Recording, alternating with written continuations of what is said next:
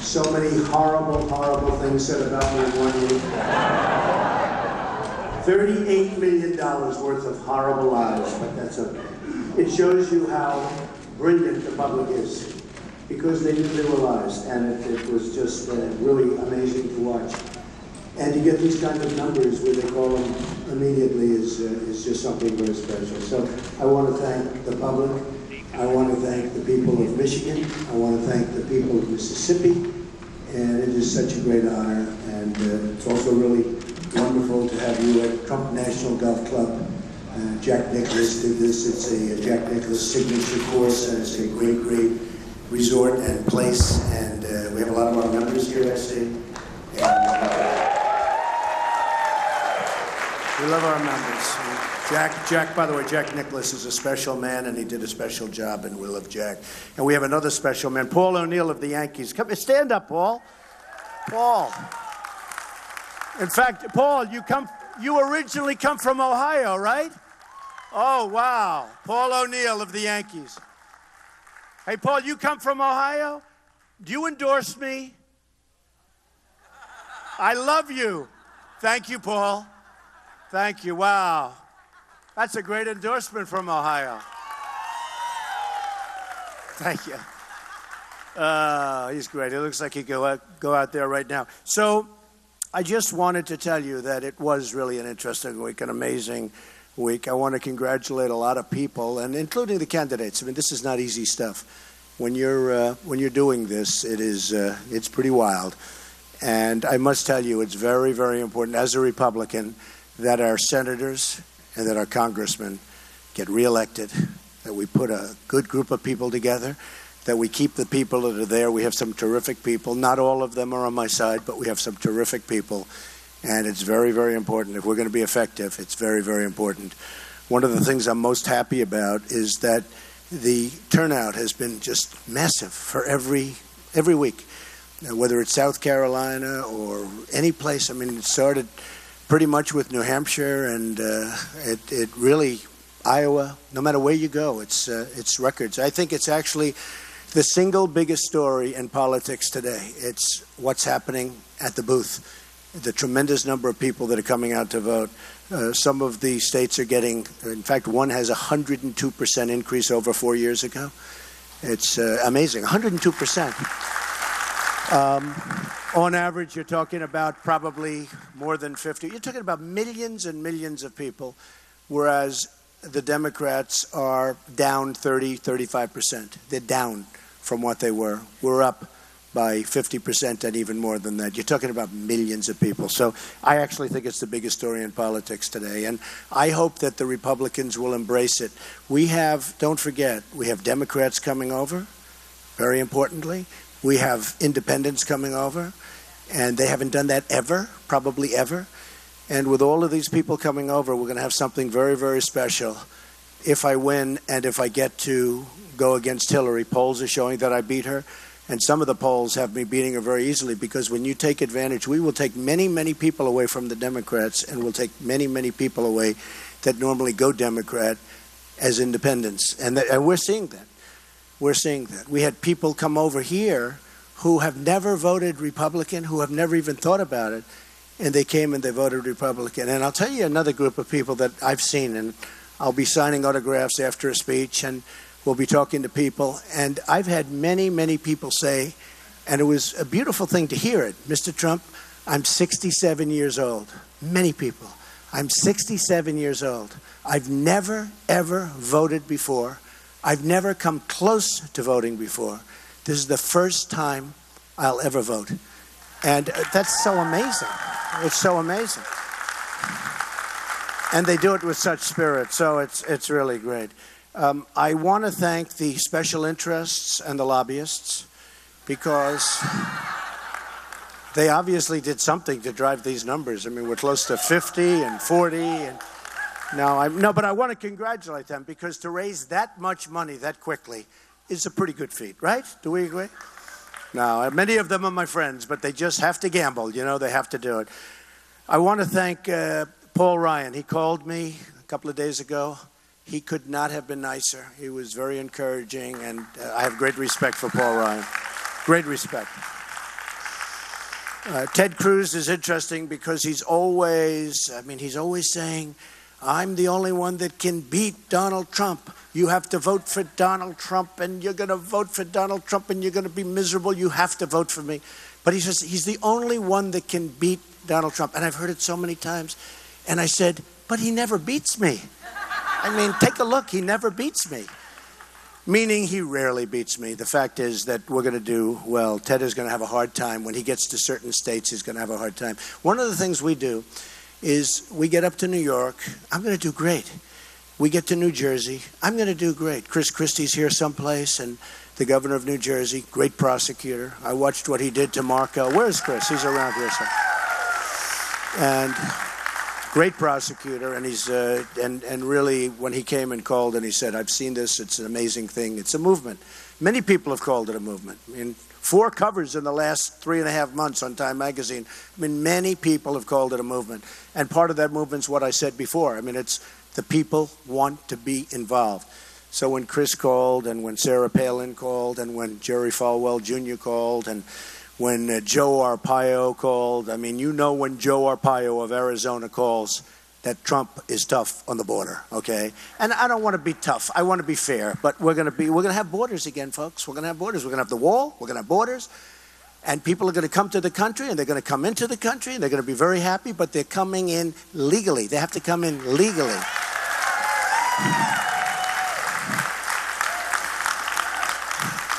Mitt Romney got up and made a speech the other day. No, that's okay. Look, no, I understand. No, he's a very nice man. But, you know, I understand. Look, it's hard. When you go through this and then you get to the final gate and you don't get over it, it's a hard thing. I mean, so I understand. But he did make some statements, and I brought some things up because he said, water company is gone. I said, it is? I didn't know that. I have very successful companies. Let me just explain. I'm going to do this in about 2 seconds. But I filed with the federal elections 100 pages, almost 100 pages that many of the press have gone down and seen. And they were all very, very impressed. I built a great, great company. I have very low debt. I have assets like this. This is owned 100% by me with no debt. You've seen Mar-a-Lago, and that's a 100% by me with no debt. I have Trump International, where you were last week, 100% by me and no debt. You look at Doral, where we just had the major championship. I mean, I have a lot of things in Florida. Partners with Related on numerous jobs on the beach, very successful. Partners with Gil and Michael Deser on the beach, massive buildings. Nobody ever talks about this stuff. And, you know, many, many jobs in New York, including a city on the west side from 72nd to 59th Street on the Hudson River, one of the most successful projects ever built in real estate. The Bank of America building a big chunk of it in San Francisco, 1290 Avenue there. Many, many things. And Mitt got up, and he really shouldn't have done it. It wasn't becoming, honestly. And he talked about the water company. Well, there's the water company. I mean, we sell water, and we have water. And it's a very successful, you know, it's a private little water company, and I supply the water for all my places, and it's good, but it's very good. Trump steaks. Where are the steaks? Do we have steaks? We have Trump steaks. He said, the steak company, and we have Trump steaks. And by the way, if you want to take one, we'll charge you about, what, $50 a steak? No, we have Trump Magazine. Let me see the magazine.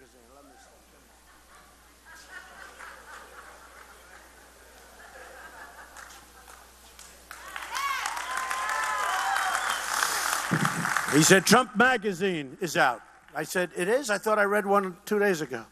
This comes out, and it's called The Jewel of Palm Beach, and it goes to all of my clubs. I've had it for many years, and it's the magazine. It's great. Anybody want one? Here, take one. Club, my club champion. So, and the airline, by the way, I sold the airline. You know, he said, Trump Airline. Well, I sold the airline, and I actually made a great deal. Complicated. And in really terrible times, the economy was horrible, and I made a phenomenal deal. I had the shuttle, and I sold it. I made, you know, so I'm hearing about all of these things. And by the way, Trump University, we're holding it when I win the lawsuit, which I'll win. They did an ad, Rubio did an ad the other day. He had 2 or 3 people, and the 3 people were saying, it was so terrible. The reason I didn't settle, every one of these people In fact, we sent them out, and the reporters don't like to report it, but we sent their letters out, their report cards. Their report cards were all excellent. Beautiful statements. We love it. You can't settle cases when the person suing you has given you letters and in some cases tapes saying how great it is. It was a very nice thing. So we're putting it on hold. If I become president, that means Ivanka, Don, Eric, and my family will start it up. But we have a lot of great people want to get back into Trump University. It's going to do very well, and it will continue to do very well. But we have a lawsuit where they're trying to get, we have one of these class action lawyers guys, and it's ridiculous. But we'll win that lawsuit. And I just want to explain. I and the United States should be this. I don't settle lawsuits, very rare. Because once you settle lawsuits, everybody sues you. Very simple. It's like business. I teach it. When you settle lawsuits, it's easier to settle. Sometimes it's cheaper to settle. But once you settle, I had a friend taught me a long time ago. He was sued very rarely, and everybody else in the same business was sued all the time. He said, Donald, I never settle. The lawyers learn you don't settle, they don't sue. So I don't settle lawsuits. When I watch these banks, they're settling lawsuits all the time. They get paid $40 million a year, a banker. And then he settles lawsuits with governments and other people, giving billions and billions of dollars. I don't do it. So when I saw the different things, and by the way, the winery, you see the wine, because he mentioned Trump vodka. It's the largest winery on the East Coast. I own it 100%, no mortgage, no debt. You can all check. You have to go check the records, folks. In fact, the press, I'm asking you, please check, because you can see if there's any debt. It was the Kluge estate, John Kluge. He was the richest man in the United States. He died. And he built one of the great vineyards of all time. I mean, there is nothing like it. Close to 2,000 acres. It's in Charlottesville, Virginia, right next to the Thomas Jefferson Memorial. And we're very proud of it. We make the finest wine, as good a wine as you can get anywhere in the world. And I know the press is extremely honest, so I won't offer them any. But if they want, they can take a bottle of wine home. The members have plenty, right? The members have plenty. But we have one of the greatest. Actually, I believe it's the largest vineyard and the largest winery on the East Coast. And so I wanted to put that to rest. So you have the water, you have the steaks, you have the airline that I sold. I mean, what's wrong with selling? Every once in a while you can sell something. You have the wines and all of that. And Trump University, we're going to start it up as soon as I win the lawsuit. Does that make sense? I mean, that's it. Okay. And I want to thank my friend Paul O'Neill, because that to me is a big deal. I had such respect when Paul was a Yankee. He just didn't make mistakes. Tough, smart. We could use him right now. And he just didn't make mistakes. I love that kind of a guy. I think what this shows, really more than anything else, is that advertising is not as important. It really isn't as important as competence. Because there has never been more money spent on hitting somebody than was spent on me. And between that and people saying things, and, Lindsey Graham goes, and he's a nasty person. First of all, he's wrong on the military. This is why he said, I've been doing this for 15 years. That's right, we've been fighting a war for 15 years with this kind of thinking. I mean, if you're going to fight a war, win the war, and let's get back to rebuilding our country, okay? But Lindsey Graham, I mean, he's been so nasty. I think he's probably a nice guy, but he's been so nasty. I watch him. I say, man, does he hate Donald Trump? And I watch him. And if you think about it, every single person that's attacked me has gone down, okay? I don't want to mention names. Let's not mention names, okay? They're out. They're gone. But you could take a look at virtually every single person. We started off with 17. We're down to 4. Of the 4, they're pretty much all gone. Okay, pretty much. They didn't do so well tonight, folks, okay? I'm not going to say anybody didn't do well. They didn't do well. There's only one person did well tonight, Donald Trump, I will tell you. It's true. I mean, it was actually amazing. I was impressed. And even Megyn Kelly said, boy, Donald Trump really did well tonight. Thank you, Megyn. Thank you. That was a very unusual. I was shocked, actually, to hear that. But that was very nice. And Charles Krauthammer said that. He was very, very nice. Thank you, Charles. It's about time. I've been waiting like 5 years, Charles. But it is true. I mean, I have had such hostility. Like with Lindsey, he was at 7. He attacked me, and we took him down to 0. He leaves in disgrace.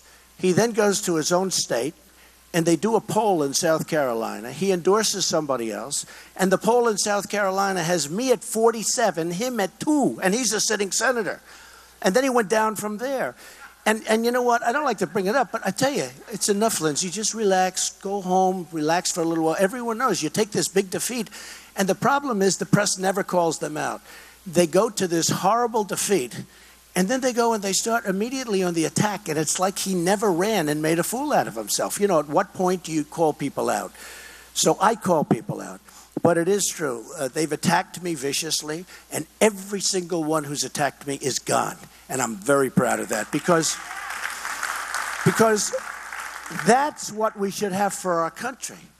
That's what we should have. ISIS should not be beating us.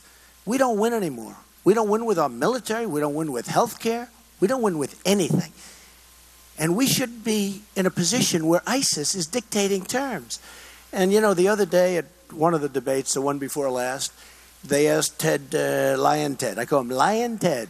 He holds the Bible high, and then he goes down, he puts the Bible down, and then he lies. Lion Ted. You know, he'll say, I'm the only one that beat Donald Trump. I said it before. I beat him. But he doesn't say, yeah, he won like 4, and I won like 12 or 13, right? He forgets the other part. But Lion Ted, and you know, when they say the evangelicals, because in fact, I was watching Carl, and he said how great I did with the evangelicals, and everyone was a little surprised. I'm a very good Christian. And, you know, they're chipping away at Christianity. And we're not going to let that happen anymore, folks. I'll tell you. And a lot of times I'll say at the rallies around Christmas time, we're going to start saying Merry Christmas again. You know, they don't say it anymore. The department stores don't put it up. We're going to start saying it again. But they're chipping away at Christianity, and we just can't do it. And I'll tell you, with the evangelicals, they get it. They get it. They get me. They understand me. I'll be the best thing that ever happened to them. I mean that, 100%. And they don't like the way Ted talks, and they don't like the fact that he truly does lie. And I actually lies badly. And I was actually, interestingly, little Marco helped me a lot. Because what Marco did is in one of the debates, he screamed across me. I've been in the center from the beginning, right? Never out of center. In fact, I always like an odd number, because with the odd number, I'm in the center. With an even number, like last week, I hated it because we had 4 people, so I'm not in the center. So we should always keep it odd numbers, right? So we're right in the center. But I've been in the center for every single debate. But Marco helped me a lot because he called Ted a liar. He said, you're a liar. That's the first time. Look, I know politicians better than anybody. They're liars, okay? They're serious liars. More importantly, they'll never get you to the promised land, ever. They'll never get you to the promised land. They won't do it because they're controlled by the special interests. They're controlled by the people that put up all this money for them to run. They're controlled. You know how much money was spent in the last week on me? And do you know how many times they were asking, despite the fact that they're not supposed to be talking to their super PAC? Carl, fellas, let me ask you a question. How many times do you think Marco and Ted and all of them were calling their super PAC? Is that right? It's called life. That's the way life works. They talk to their super PAC. They're not supposed to, but that's the way life works. So we are going to do something. I think we're going to clean the slate. I think we're going to do really well in Florida. It's my second home. I love Florida. I love Florida. I love Florida. Special place. And I think we're going to do really well. I think we're going to do really well in Ohio. Now that I have Paul O'Neill's endorsement, I know I'm going to win Ohio. But I love Ohio. I have so many friends in Ohio. It's an amazing place. And we're going to go have a lot of fun. And then what we're going to do is we're going to beat Hillary Clinton. And we're going to beat her badly. We're going to beat her badly. And I think one of the things, and then we'll take some questions, but one of the things that really I add that's very different. You know, we always talk about the 5 and sometimes 6, but the 5 states that you have to get. Whether it's Ohio or Pennsylvania or Florida, you know, if you don't get one, because the Republicans, structurally, it's much tougher. It's much tougher for a Republican to win the presidency, like by a factor of 5. But I add things that nobody else can do. I have a chance of New York. Now, can you imagine if you won as big as New York, all of those delegates? Upstate New York, I poll higher than anybody ever, because they are really in trouble up there. And they know that I would have done things, they wouldn't be in trouble right now if they would have taken my advice. But they're really in trouble. But I'll get I'll get Michigan. I mean, I'm going to get Michigan because we're going to bring the car industry back. We're going to take it back. We're going to bring the car industry back into Michigan. I'm going to win Michigan. It's never even a question. When these candidates are talking about running, it's never even a question. Michigan's not something they even talk about. I'll win New Jersey. I'll win Ohio. I'll win Florida. I'll win Virginia. I have great properties in Virginia. Charlottesville, we just talked, winery. On the Potomac River, we have one of the great places in the world. I have 600 acres on the Potomac River, one of the great pieces of property in the world. Very, very successful place. I have a lot of employees in Virginia. And it seems that when I have something in a location, like when I'm in Virginia and I have a lot of employees, I have great places, Florida where I have Doral. Doral was great last week with Adam Scott. 2 days ago, Adam Scott. How good was that? Who's a great young man, and the way he won the tournament, the Cadillac World Championship. But when you have property in a state, it means you love the state. It means you have a lot of employees. You pay these employees. You take care of their health care. You take care of their education for their families. You take care of so many things. And you just do well. So I think I'm going to do great there, and I think I'm going to do great in Ohio. And I really look forward to it. I'm going to be working very hard between the two. And Illinois, I have one of the greatest buildings in the world. In Chicago, I have one of the greatest buildings, rated the #1 hotel in North America. And I'm very proud of it. It's a great, right on the river. And it's a great, great building. And maybe that's where we have our next news conference. And, maybe we'll do it right in Chicago. So let's see what the press has to ask. And we'll then go home and we'll go celebrate a lot of victories. Yes, go ahead. CBS.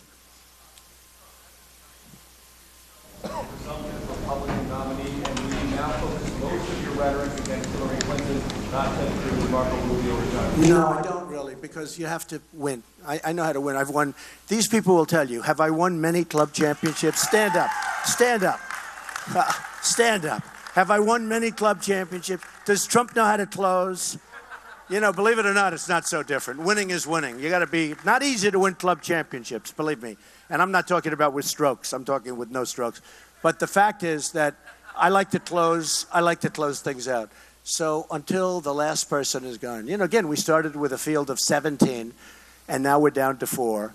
And I really want to close things out. I don't want to start thinking in terms. I have not even focused on Hillary yet. I'm doing well. Numerous polls have me winning. But I haven't even started with her, other than 4 weeks ago when I actually hit her very hard because what she said was wrong. Oh, there are many cases. Many cases. The case I have all night. Okay, you'd have to go on for hours. Hillary is going to be very easy to beat. She's a very flawed candidate, very, very flawed candidate, and it's going to be. I believe it's going to be a very, very easy target if she's allowed to run, because there's a real question as to whether or not she's even going to be allowed to run. And if the government is going to do its job properly, she will not be allowed to run. Okay. Go ahead, Tom. Well, I have no message to Marco. I think that, he has to make his own. It's been a tough night for him, but he's going to make his own decision. I've actually had a good relationship with Marco, believe it or not. He became hostile about 2 weeks ago, and it didn't work. See, hostility works for some people. It doesn't work for everybody. Okay? No, but he became very hostile. And you know what? It doesn't work for him. He was better. He would have been better off had he kept the original pitter-patter going. But this didn't work. Say it, Tom, a little louder. Well, I've been outspent by everybody. Part of the beauty, look, I have much more money than all of them put together times 20, okay? But I'm a businessman. I don't have to spend. Why should I spend the money? I've spent probably $25 or $30 million. Other people have spent $160 million. You have the numbers. In New Hampshire, as an example, I spent $1.5 million, and somebody else spent $48 million. I was 1. The other person was number 5. Wouldn't it be nice if we had a country that worked that way? Right? Right? So the CNN poll came out, and I was 41. In fact, I was 49, and second is 15 and 15. And, and I've spent less money than anybody else. Now, the phony Wall Street Journal poll just came out, where I'm still number one. But that poll, if you remember the poll from South Carolina, the Wall Street Journal NBC poll was the phoniest, most disgusting poll I've ever seen, okay? I don't believe that poll, and I don't know who's making up that poll, but they should not pay their bill. I don't do that. People say, oh, Donald Trump doesn't pay the bill. That's true. I never pay bills when somebody does a bad job. They did such a bad job during the South Carolina run. They had me practically dying in South Carolina the day before. I mean, they did that with viciousness and vindictiveness, and it looked like I was really in trouble. And then I won in a landslide. The poll was wrong. And then the following day, they came out with a national poll that was ridiculous, too. So they came out with another one. NBC, Chuck Todd, NBC, Wall Street Journal. I'm saying, what's wrong with them? It's not right. Now, CNN came out with a poll 49 a couple of days ago. They came out with a poll 30. Again, I'm still in first place, but I really believe their poll is wrong. And boy, did they turn out to be wrong in South Carolina. Okay? Yeah, go ahead. Mr. Trump, there's a new blistering ad out in this state of Florida, of course, it votes next Tuesday, Super Tuesday, that accuses you of being unpresidential. In 30 seconds, they have 9 examples of you swearing on the campaign trail. These are the A word, the S word, the D word, the F word. Is that presidential? Are you embarrassed by that? I'll be honest with you. I saw it. I was a little concerned with that ad until I saw it. I think it's better than any ad I've ever taken for myself. I do. You know why? Let me just tell you why. No, I really mean it. I really mean it. I heard about the ad and I said, oh, I'm not going to like this. But when I looked at it, and I can be, by the way, I can be more presidential than anybody. I can be more presidential if I want to be. I can be more presidential than anybody. When I have 16 people coming at me from 16 different angles, you don't want to be so presidential. You have to win. You have to beat them back, right? But I would say more presidential, and I've said this a couple of times, more presidential than anybody other than the great Abe Lincoln. He was very presidential, right? But the truth is that I saw that ad, and people are sick and tired of being politically correct. And I actually think that ad is good for me. Because in some cases, as you know, I was kidding and I was joking. I have a big audience and I was joking, with words not so bad, by the way. But I was joking. In other cases, I was showing anger and showing a certain toughness that we need in our country. But I watched that ad and I said, that ad shows a certain degree of anger. And it shows a certain degree like we're not going to take it anymore from all of these countries that have been ripping us off and taking our jobs and taking our money like we're a bunch of babies. Very, very stupid babies. So I watched that ad, and I don't think it's a bad ad for me. I actually think if I had my choice of saying I could have it down or let it run, let it run. Say it again? A lot of parents are trying to figure out how to explain some of the language they're hearing on the campaign. Oh, you're so politically correct. You're so beautiful. Oh, look at you. Oh, he's so... Oh, I know. You've never heard a little bad, little off language. I know. You're so perfect. Aren't you perfect? Aren't you just a perfect young man? Give me a break. You know what? It's stuff like that people in this country are tired of, okay? It's stuff like that. Sarah?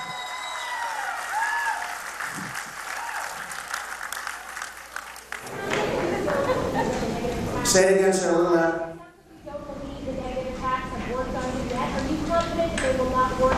Well, maybe at some point they will. But look, I hear $39 million has been spent. I'll be honest with you. I'm very surprised. I looked at the numbers. In Mississippi, I'm close to 50%. That's not 50% with 2 people. That's 50% with 4 people. That's a lot. That's shocking. That's like record setting. Big difference. If you're running like you're Hillary and you're running against one guy, you're running against Bernie. Okay? And you get a 50 or a 52 or a 56. I'm running against 3 very competent people, and I'm getting 50%, and in Michigan I'm close to 40% against a big group of people. I think that, I will say this, I am a little bit surprised that I was at Doral, and I was watching Adam Scott hit that last great shot. And I went back and I was watching the news in one of the rooms, and every single advertisement was about me. And it was during my tournament. I'm turning my tournament. I go from tournament to horrible ad. The most vicious ads. I mean, one of the reasons I brought the wine out and the water out and the steak out and more wine and more water, and I told you about Trump University, where we'll win that case. That's going to be an easy case to win. Everybody signed a document. One of the reasons is just because of that. They hit me with this Trump University. It's not even a big case. We're going to win the case. I could settle that case so easily. I don't want to settle it. It'd be easier for me to settle it. I wouldn't have all you people writing about it. But I don't want to settle it. I could settle it so easy. The fact is that, look, you have to do in life, Sarah, you have to do what's right. And if you live by principle, and believe it or not, I'm a very highly principled person. If you live by principle, you're going to do very well. So, but I just to finish, I must tell you, I was a little surprised when I saw the viciousness of the ads. And the viciousness of really Mitt was very vicious. I mean, he gets up and he just, I wish he used that same energy against Obama. I think he would have won. No. If he used the same energy against Obama, he would have won. Carl? Thank you, Mr. Trump. Given your statement to Major about how easy it would be to Hillary Clinton, do you agree that you're going to need to get mainstream American Republican politicians, the establishment as it's been labeled, behind you? And if so, what do you say to them tonight, given so many of them are pouring their money into trying to beat you? Yeah. I say let's come together, folks. We're going to win. I say let's come together. Carl, the answer is not 100%, but largely I would say yes. You know, some people you're just not going to get along with it. It's okay. But largely I would like to do that. And believe it or not, I am a unifier. I unify. I mean, you look at all of the things I built all over the world. I'm a unifier. I get along with people. I have great relations. I even start getting along with you, right? Huh? Campaign Carl. But no, I get along with people. And I really say this, Carl, I think it's time to unify.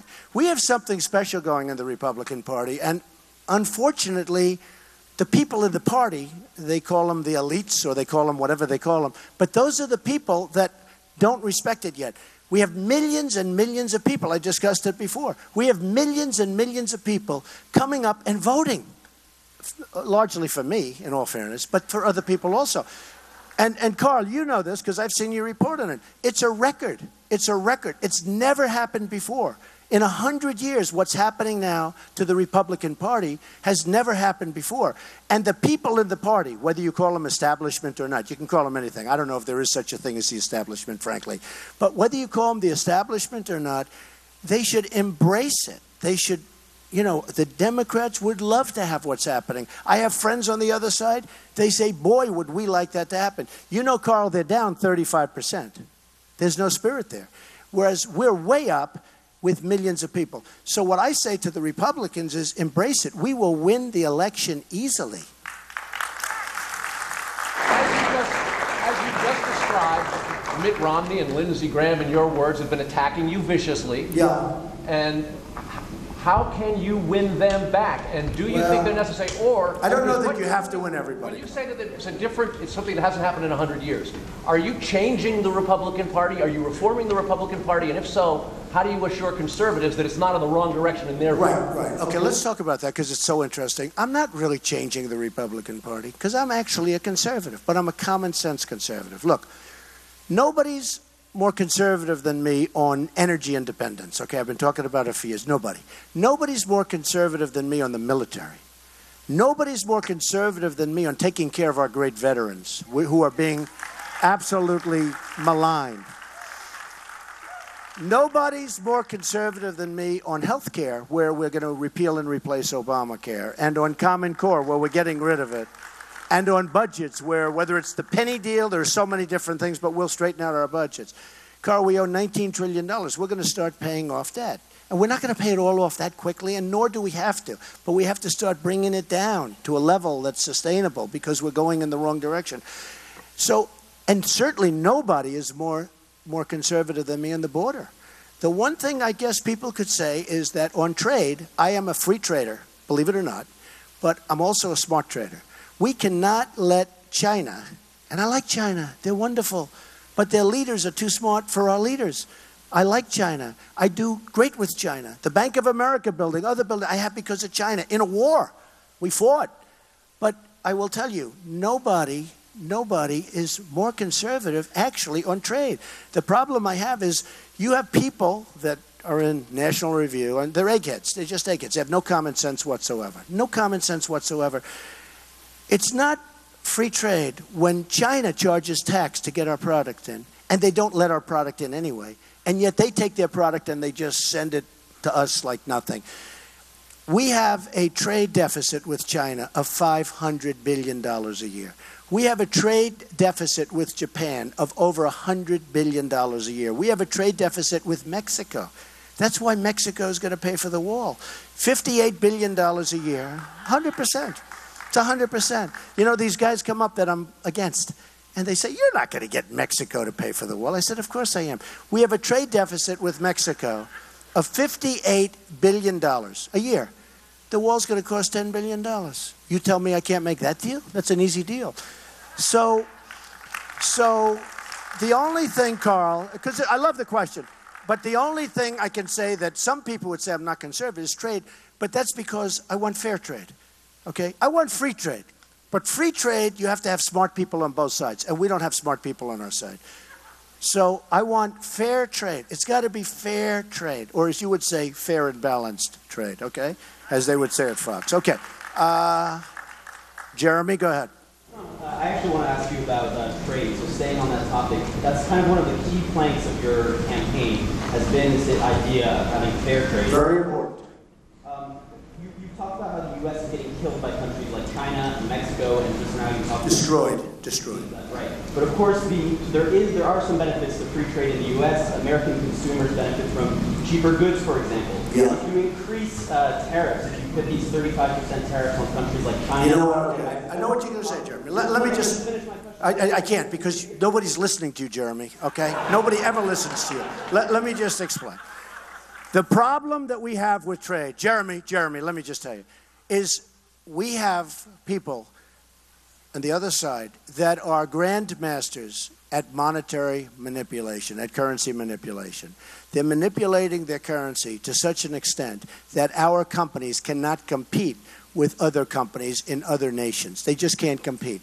And because of that, we're losing our jobs. If you take a look at how many jobs China, as an example, has taken from us, but it's not just China, it's everybody. China's the big abuser because it's the biggest. China has taken millions of jobs, thousands of factories. What they've done to us, it's actually, I thought about it the other day, it's the greatest theft in the history of the world. They've taken out so much money. And again, I love China, it's great. And I don't hold anything against their leaders. I wish our leaders would do the same thing in reverse. But they don't.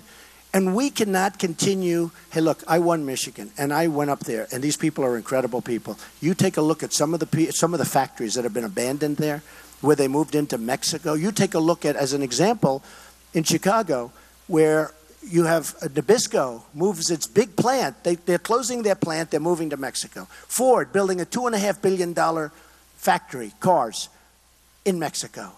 I mean, we can't continue to do it. Carrier, 2 weeks ago, Carrier announced they're going to close. 1,400 people laid off. They're going to build air conditioners. They're going to put their air conditioners in Mexico. They're going to build them in Mexico. How does that help us? American consumers who may see the prices of many of the goods that they buy that are coming from China and Mexico, they're going to see those prices increase by 35%. Okay, no, you know what's going to happen, Jeremy? Let me tell you what's going to happen, okay? Can I tell you what's going to happen? When China thinks you mean it, when they think you mean it, they're going to stop manipulating their currency. And you won't even have to do anything. And you might even have free trade, okay? You didn't hear me. When China thinks you mean it, when Japan thinks you mean it, that we're not going to let them sell the cars like that because they're killing us. You know what we sell to Japan? Practically nothing. They have cars coming in by the millions, and we sell practically nothing. When Japan thinks we mean it, and they'll stop playing around with the yen, they're almost as good as China. You look at what's happening with Komatsu tractor, and you look at what's happening with Caterpillar, and Caterpillar is being hurt very badly by Komatsu, not because their machines aren't, but Caterpillar makes a better machine. But because of the fact that they currency manipulate. And we can't have that. And they're not supposed to do it. But they have no fear of our government. They're dealing with babies. We're dealing with babies, okay? They are grandmaster players, and we have people that shouldn't be negotiating for us, all right? We shouldn't. All right, one more question. Go ahead. Let's see if she'll finally get me decent after 12 years. I'm not going to finish with her because she never asks a decent question. Okay, go ahead. I'm only kidding. Go ahead. Lindsey Graham, as you were just saying to Carl Cameron, you're not going to win over everybody. That's right. If this re-election comes up, would you support an alternative candidate against him? Well, I'm going to say, you know what? I think Lindsey Graham's probably a nice guy. And I was very tough on him because he was tough on me. But I think he's probably a nice guy. I think I could probably get along with Lindsey Graham. I could probably get along with Mitt Romney. I mean, I have nothing against Mitt Romney. And I understand how he feels. I mean, he worked really hard. Should have worked a little harder. But he worked really hard, and he didn't get there. I mean, I understand it. I could probably get along with Mitt Romney. I don't know Mitt Romney very well. I endorsed him. I backed him. I helped him. But I don't really know Mitt Romney. I could probably get along very well with Lindsey Graham, but he goes on television, he's very nasty, and when they're nasty, you have to be nasty back. I can get along with people. Look, the bottom line is we have something going that's so good. We should grab each other and we should unify the party, and nobody's going to beat us, okay? Thank you very much, everybody. Thank you. I appreciate it. Thank you very much.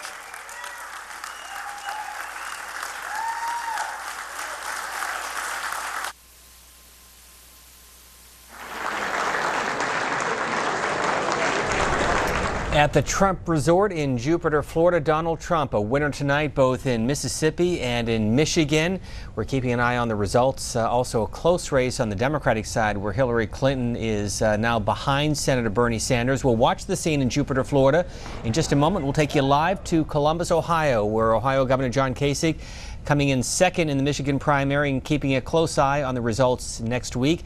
Here are the results from Michigan. Donald Trump getting 37.3% of the vote. This is with 40% of the vote reporting.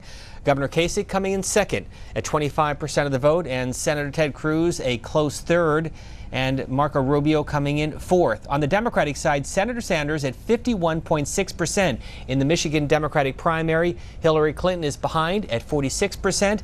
Here is Karen Kasich and Governor John Kasich